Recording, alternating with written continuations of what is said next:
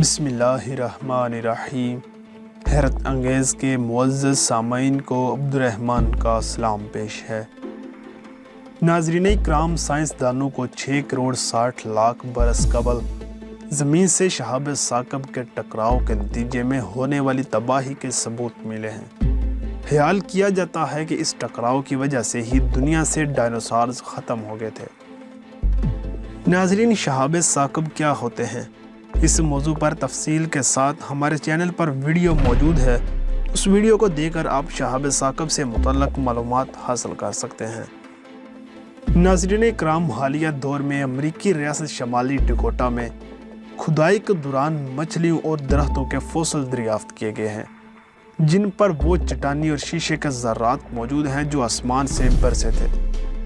ان باقیات کے پانی میں غرقاب ہونے کے بھی ثبوت سامنے آئے ہیں، جو کہ شہاب ثاقب گرنے کے بعد اٹھنے والی دیوقامت لہروں کا نتیجہ ہو سکتے ہیں۔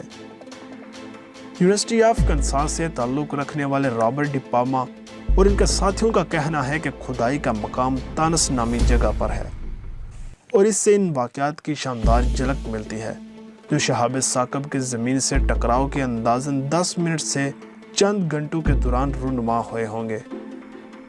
ناظرین اکرام، ان کے مطابق جب 12 کلومیٹر چوڑا شہابیہ اس مقام پر گرا جہاں آج خلیج میکسیکو ہے، تو اس سے اربوں ٹن پگھلی ہوئی چٹانیں ہر سمت میں اڑی ہوں گی اور یہ ملبہ ہزاروں کلومیٹر کے فاصلے تک گیا ہوگا۔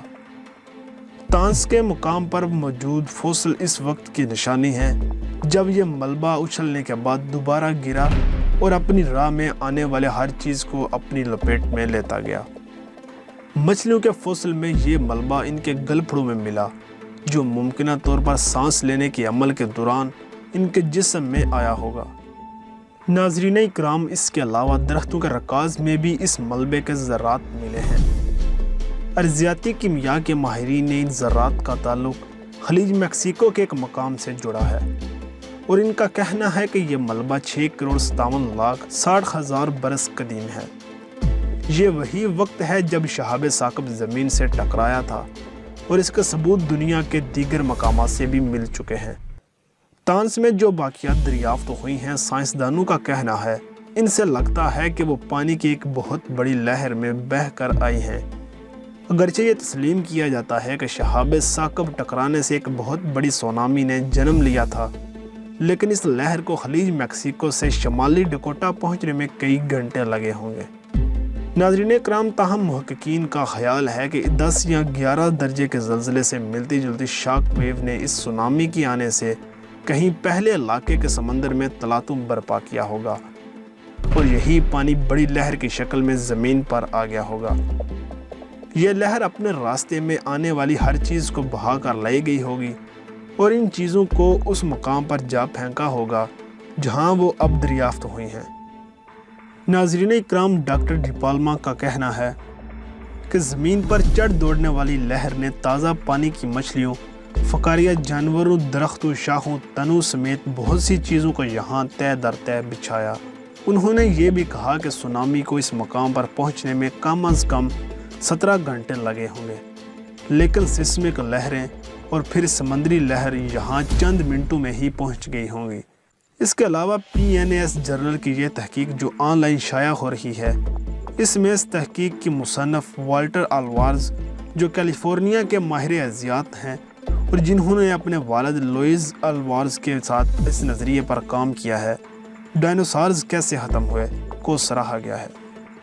ناظرین اکرام، ان ارضیاتی ماہرین نے اس بات کی نشاندہی کی ہے کہ زمین کے قدیم جغرافیائی دوار میں چونے کی تہ میں اریڈیم دھات کثرت سے موجود ہے، جو شہاب ثاقب اور شہابی پتھروں میں پائے جانے والا جزوی عنصر ہے۔ اریڈیم دھات کے ذرات تانس میں موجود باقیات سے بھی ملے تھے۔ ناظرین اکرام، پروفیسر الوارز کا کہنا ہے کہ جب ہم شہاب ثاقب کے زمین پر گرنے سے ڈائنوسارز کے دنیا سے ختم ہونے کے مفروضے کی بات کرتے تھے، تو یہ اریڈیم دھات کی موجودگی کی بنا پر کہتے تھے، جو کسی شہاب ثاقب میں پائی جاتی ہے۔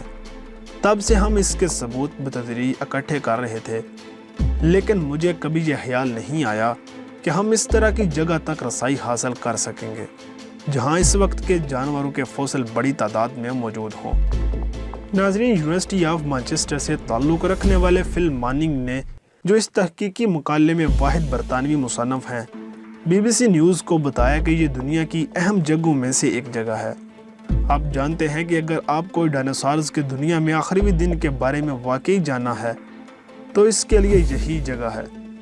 नाज़रीन इकराम, मुहक्किकीन की इन तहकीकात से यह नतीजा भी हज़ किया जाता है कि डायनासोर्स की मौत की एक वजह शहाब साक़ब भी हो सकते हैं। नाज़रीन इकराम, अगर गुज़िश्ता सदी की बात की जाए तो 1908 में साइबेरिया में शहाब साक़ब के गिरने का वाक़या पेश आया था, जिससे तकरीबन 2000 मुरब्बा किलोमीटर का इलाका तबाह हो गया था। 20वीं सदी के दौरान ज़मीन पर 2 बड़े शहाब गिरे थे। इनमें से एक का वज़न 60 टन था। 27 सितंबर 1969 को मर्चिसन, ऑस्ट्रेलिया में एक शहाब गिरा था। इसके वज़न के बारे में कहा जाता है कि ये छोटे सियाचों की पट्टी से वजूद में आता था। इसके अलावा 2013 के दूसरे महीने में वस्ती रूस में यूरल के पहाड़ों पर शहाब साक़ब के टुकड़ों की बारिश के बाहिस तकरीबन सैकड़ों अफराद ज़ख्मी हुए थे, जबकि इमलाक को भी नुकसान पहुंचा था। नाज़रीन, ये था हमारा आज का मौजू, और अगर आप शहाब साक़ब से मुतल्लिक़ मज़ीद मालूमात हासिल करना चाहते हैं तो आपको आपकी स्क्रीन पर उस वीडियो का लिंक दिया गया है। आप उस वीडियो को देखकर शहाब साक़ब से मुतल्लिक़ मज़ीद मालूमात हासिल कर सकते हैं। हमारी अगली वीडियो आने तक के लिए अपना ख्याल रखिएगा। अल्लाह हाफिज़।